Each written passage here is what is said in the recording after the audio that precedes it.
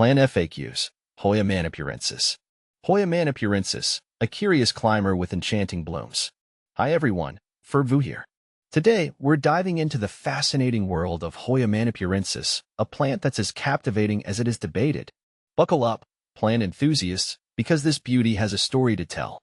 See more 566 species and genus Hoya at monsteraholic.com. What is Hoya manipurensis? Hoya manipurensis is a climbing vine known for its unique, pouch-like leaves and fragrant blooms. It's native to the tropical regions of Manipur, India, where it thrives in warm, humid environments.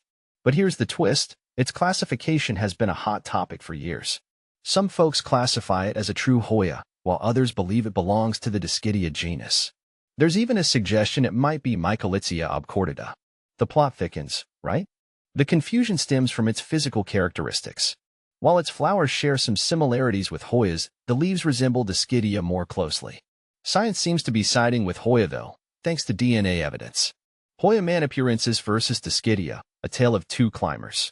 So, how does Hoya manipurensis stack up against Dischidia? Let's break it down. Leaves. Hoyas typically have flat, waxy leaves. Dischidia, on the other hand, is known for its pouch-like leaves that hold water. Hoya manipurensis leans towards the Dischidia side with its plump, water-storing leaves.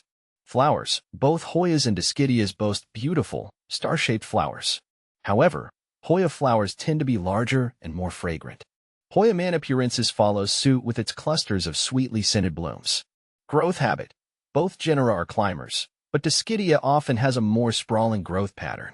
Hoya manipurensis tends to be a more vigorous climber, readily attaching itself to supports. In a nutshell, Hoya manipurensis shares traits with both Hoyas and Dischidias, but leans slightly closer to the Hoya side in terms of classification and flower characteristics. Is Hoya manipurensis easy to care for? It's relatively easy to care for, as long as you provide bright, indirect light, proper watering, and moderate to high humidity. How to care for Hoya manipurensis.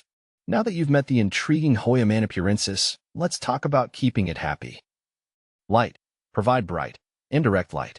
Avoid harsh afternoon sun, which can scorch the leaves. Water. Water deeply when the top inch of soil dries out. Don't let your plants sit in soggy soil, as this can lead to root rot. Humidity. Hoya manipurensis thrives in moderate to high humidity. Consider using a humidifier or grouping it with other humidity-loving plants. Soil. A well-draining potting mix formulated for orchids or succulents is ideal. Fertilizer. During the growing season, fertilize monthly with a diluted balanced fertilizer. Withhold fertilizer during winter. Support. Provide a moss pole or trellis for your Hoya manipurensis to climb. This encourages healthy growth and allows it to showcase its cascading beauty. Blooming. With proper care, your Hoya manipurensis might reward you with clusters of fragrant, star-shaped flowers. Patience is key, as blooming can take some time for young plants. How big does Hoya manipurensis get? It can grow several feet long with proper climbing support. Is Hoya manipurensis toxic to pets? Yes, like many Hoyas, it can be toxic to cats and dogs if ingested. Keep it out of reach of curious furry friends. Where can I buy Hoya manipurensis? Online retailers and specialty plant shops often carry this unique plant. With its captivating looks, delightful fragrance, and interesting classification story, Hoya manipurensis is a true conversation starter. By following these simple care tips, you can cultivate a thriving specimen that will bring joy to your plant collection. Happy growing!